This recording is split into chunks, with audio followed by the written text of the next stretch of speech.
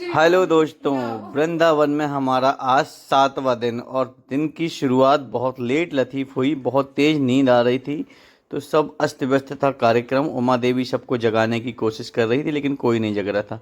1 बजे रात को उमा देवी और हम सब लोग मिलके गए आदरणीय प्रेमानंद महाराज जी के दर्शन के लिए। बहुत भीड़ भाड़ थी, धक्का मुक्की बहुत थी, लेकिन हम संयम बनाए बैठे रहे और अंत रात के 2:30 बजे हम सभी को प्रेमानंद महाराज जी के साक्षात दर्शन हुए। दर्शन करके ऐसा लगा हमें कि हमारा जो एक ख्वाब था कि साक्षात दर्शन हो और वह दर्शन हुए, उसके लिए हमने लगभग 2.5 घंटे प्रतीक्षा की।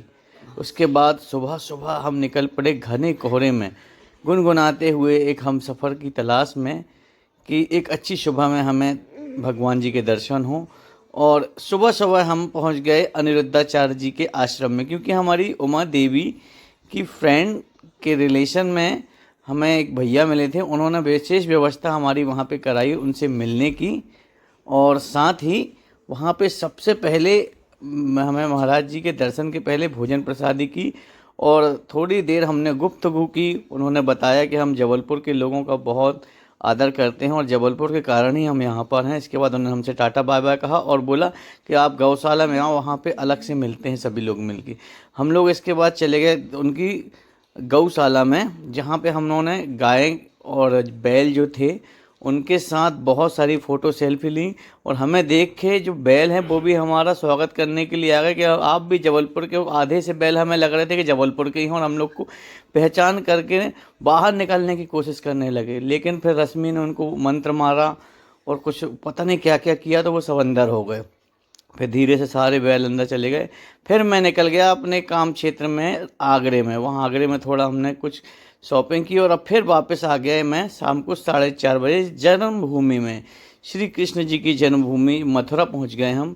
उसके पहले क्या, मैं आगरा से मथुरा आया था और यहाँ से हमारी टीम डायरेक्ट मथुरा पहुँच गई थी, तो वहाँ हमने मिल गए सब लोग। और उसके बाद हमने दर्शन किए। वहाँ मोबाइल ले जाना बंद था तो हम सिर्फ गेट के ही फ़ोटो ले पाए, इसलिए अंदर के कोई वीडियो यहाँ से डाल नहीं पाए। उसके बाद ये पहरी यहाँ पे लगे हुए थे, वो बोल रहा था तनख्वाह नहीं मिल रही, क्या करना है यार बॉस। तो मैंने कहा तुम खड़े रहो, अगले हफ्ते हम बात करके योगी जी से पूरा पैसा इकट्ठा दिलवा देंगे। फिर हमने वहाँ पे बड़ी मुश्किल में माना वो, और फिर हम वहाँ से निकल गए ऑटो में बैठ के वृंदावन की तरफ। और वृंदावन के पहले गुल्ली की कुछ फ़ोटो ले ली हमने।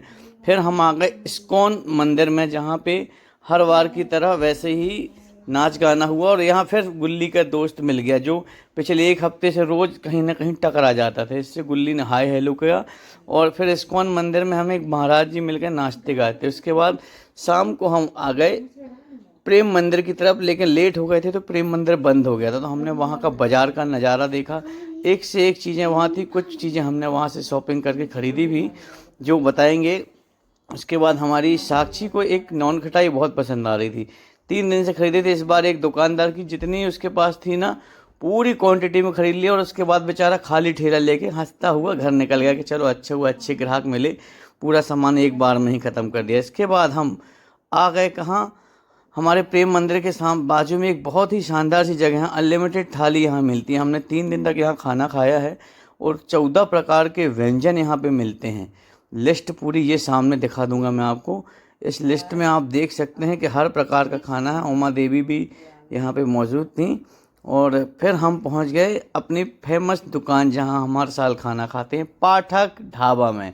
और हम यहाँ पे अच्छे अच्छे व्यंजन हमने ऑर्डर किए। साक्षी देवी हमारी बहुत दिन से चाह रही थी कि सेव टमाटर और बाकी चीज़ें भी उसको मिले, तो आज उसने अपने मन का ऑर्डर किया और भरपूर भोजन किया।